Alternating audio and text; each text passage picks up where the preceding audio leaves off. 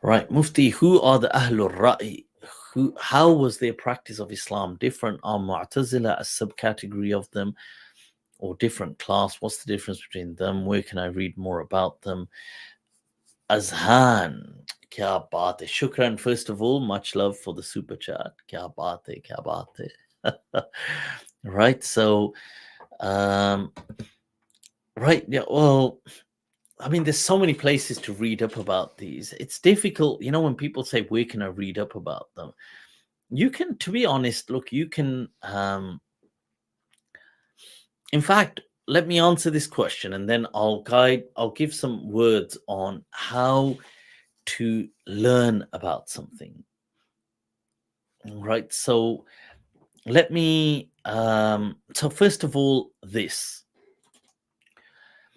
Who were the Ahlul Ra'i? The Ahlul Ra'i in Islam are not the Mu'tazila. The Ahlul Ra'i are from Ahlul Sunnah, and it depends on who's using the term. Some people use it pejorative, to kind of in a denigrating manner. Other people own it. So the Hanafiya are amongst the Ahlul Ra'i. Many consider the Malikiya amongst the Ahlul Ra'i. It means people who used reason. So some people use that term in a negative sense. Other people used it in a positive sense. So Ibn al-Qayyim, for example, in his A'lam al-Muqa'in will argue that Imam Malik is from the Ahlul Ra'i, but he's arguing for it in a positive way. And no, it's not the Mu'tazila, unless a person was using it in a negative sense and saying, well, the Mu'tazila Ahlul Ra'i, and therefore, but usually this is used to mean the Hanafiya and people who use reason when establishing the laws of the Sharia. What else was a part of that question? Where can I read more about them? Yeah, you can. There's so much online. Just, just start off basic search. Manhum Ahlul Ra'i. Who are the Ahlul Ra'i? ماذا قيل في أهل الرأي, Ahlul Ra'i, and just go about it. So, on that thought, let me share some quick words on this is how I learned something. A couple of times people have asked me that they're trying to learn something and they can't seem to, they're struggling, and people will say, look, Mufti, can you recommend some books on a certain topic? And there's always books available. But this is how I learn. And I thought I'll share my kind of strategy. So I've done this usually with almost every major theme and topic that I've been learning, studying, especially in the last decade. That's what I've done, and it's a Socratic method of learning.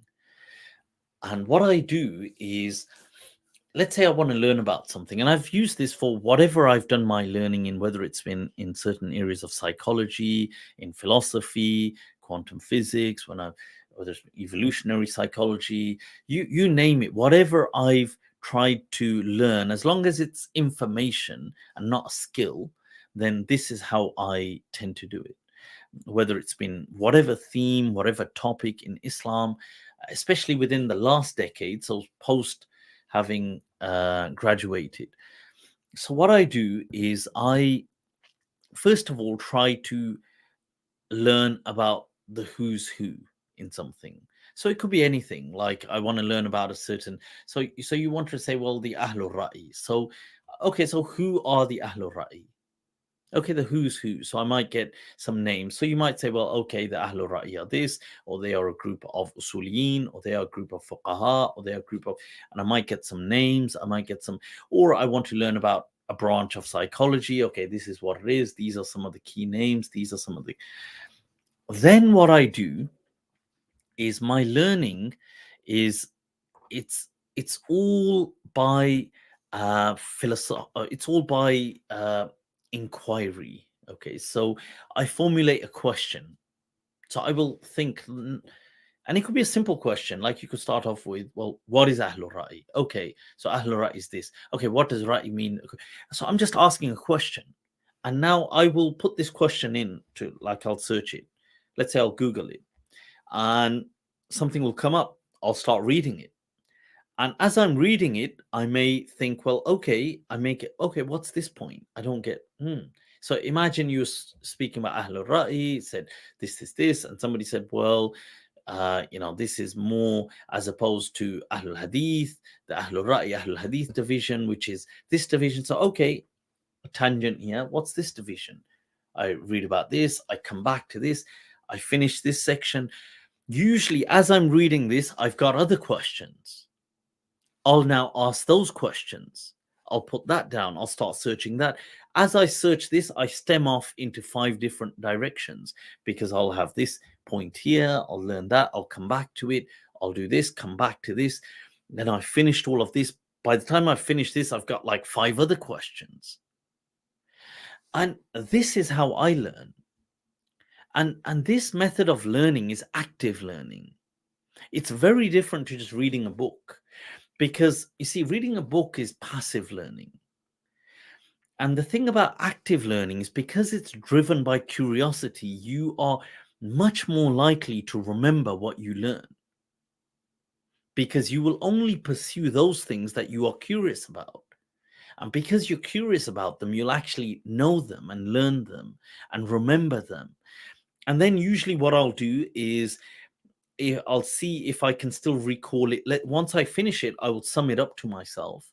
And then I'll try to see if I can recall it maybe 8 hours later.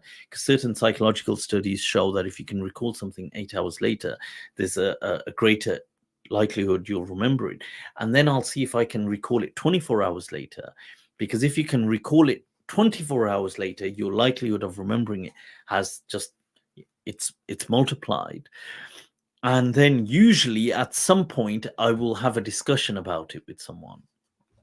I'll speak to some friends about it. I'll say, oh, by the way, I've learned this, and this was really fascinating. I was reading about this, and I'll tell someone about it, somebody that's keen to listen.